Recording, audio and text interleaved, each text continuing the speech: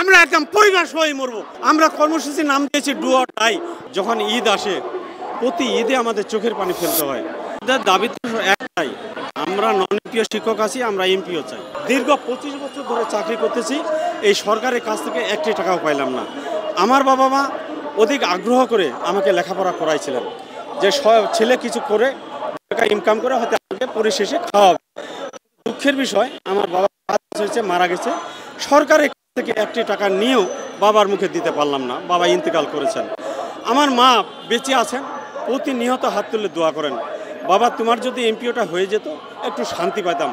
আমার মাকে অদ্যাবধি আজ পর্যন্ত সরকারের কাছ থেকে 2টি টাকা পাইলাম, একটা ঝালটা কিনে খাওয়াইলাম, পারিনি। 25 বছর সরকারের স্কুলে গিয়ে পাঠদান শিখাই, প্রতিষ্ঠানে গিয়ে আবার প্রতিষ্ঠান থেকে ব্যাক হয়ে বাকি সময়টুকুকে আমাকে অন্য কোনো পেশা বাছে নিয়ে ওই পেশা থেকে ইনকাম করে আমার এই বিবি বাচ্চা আমার মাকে খাওয়াইতে হয়। যখন ঈদ আসে প্রতি ঈদে আমাদের চোখের পানি ফেলতে হয়। আমার মতো যে শিক্ষক যে বেতন পায় সে ঈদ বোনাসও পায়, তার ছেলে মেয়েকে ভালো কাপড় কিনে দেয়। আমার ছেলে আসে বলে যে বাবা ওকে তো ভালো কাপড় কিনে দিচ্ছে, তুমি আমাকে দিবে। আমার টাকা নাই, বলছে বোনাস নাকি পাইছে ওর বাবা, ওর বোনাসের টাকা দিচ্ছে, তোমাকে বোনাসের টাকা দেয়নি। বললাম বাবা বোনাস তো দূরের কথা, আমরা তো বেতনে পাই না বাবা।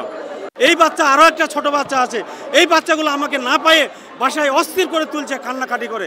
না পায়ে আমার স্ত্রী আমার বাচ্চাগুলোকে নিয়ে গতকালকে এখানে আসছে। আমরা কর্মসূচির নাম দিয়েছি ডু অর ডাই, হয় মরবো না হলে এমপিও নেব। এই জন্য এই বাচ্চা সহকারে এখন আমি মাঠে আসছি।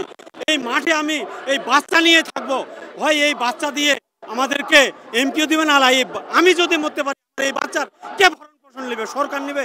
মূল দে আমরা একদম পরিবার সহই মরবো, না হলে এমপি নিয়ে আমরা এখান থেকে বাদ যাবো। আমাদের দাবি তো ভাই ন্যায্য। বিশ্বের এমন কোনো দেশ নেই যে চাকরি আছে বেতন নাই, শুধু এই বাংলাদেশে আছে। আমি ডক্টর ইউনূস স্যারকে বলতে চাই, আপনি একজন শিক্ষক, আপনি ভালো মানুষ, আপনি নোবেল বিজয়ী মানুষ। আব্রাহাম স্যার আপনি একজন শিক্ষক, আপনিও ভালো মানুষ।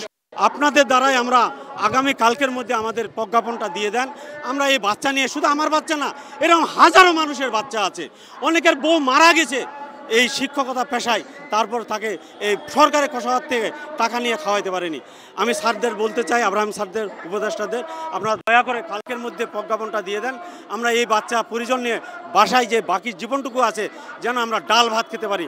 আমরা ইলিশ মাছ খাওয়ার আশা করতে পারি না, আমরা মুরগির মাংস খেতে আশা করতে পারি না, আমরা গরু মাংস না, আমরা শুধু ডাল ভাত খেতে চাই। খবরের কাগজ, নিখাদ, নির্ভীক, নিরপেক্ষ।